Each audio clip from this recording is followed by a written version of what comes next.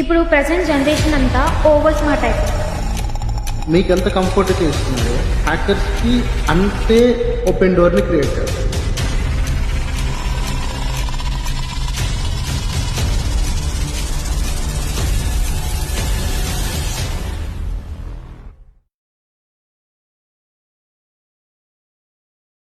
Sir, ఇప్పుడు present generation అంతా over smart అయిపోయింది.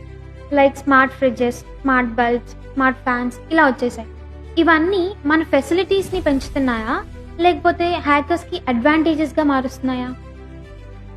సో ఇప్పుడున్న దాంట్లో లైక్ స్మార్ట్ డివైజెస్ అనేవి చాలా కంఫర్ట్ ప్రతి ఒక్కరికి. ఎందుకంటే వర్క్ అనేది చాలా సింపుల్ అయిపోతుంది అండ్ వాళ్ళకి కావాల్సిన వర్క్ చాలా ఫాస్ట్గా జరుగుతూ ఉంటుంది and it will be somewhat advanced technique మంచిగా ఉంది, right? At the same time మీకు ఎంత కంఫర్ట్ అయితే ఇస్తున్నాయో హ్యాకర్స్కి అంతే ఓపెన్ డోర్ని క్రియేట్ చేస్తాయి.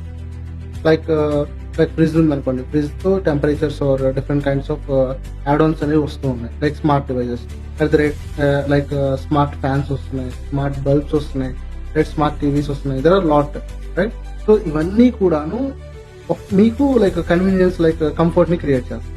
And at the same time హ్యాకర్కి అవి ఏం చేస్తాయి, it will help like an spy device. అవి ఒక స్పై డివైజెస్ లాగా కూడా ఉపయోగపడే ఛాన్సెస్ ఉన్నాయి హ్యాకర్స్.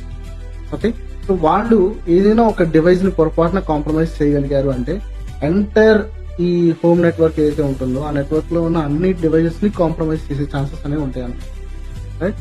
సో ఎంత మీకు కంఫర్ట్ ఇస్తున్నాయో అంతే సర్వేలెన్స్ గా హ్యాకర్స్ కు కూడా అవి ఉపయోగపడుతూ ఉంటాయి. సో స్మార్ట్ డివైజెస్ యూస్ చేయడం not an wrong thing, but trusted smart devices చాలా కంపెనీస్ బయట మార్కెట్ లో మనకి ట్రస్టబుల్ స్మార్ట్ డివైజెస్ అనేవి ఉన్నాయి. సో వాటిని యూస్ చేయడం వల్ల దట్ విల్ బి సెక్యూర్ అనమాట. సో అలాంటివి యూస్ చేయాలి. అంతేగాని if you purchase from some what third party services or ఎక్కడో చీప్ గా వస్తున్నాయి అన్నట్టు కనుక పర్చేస్ చేస్తే what about the security won't be available. Okay,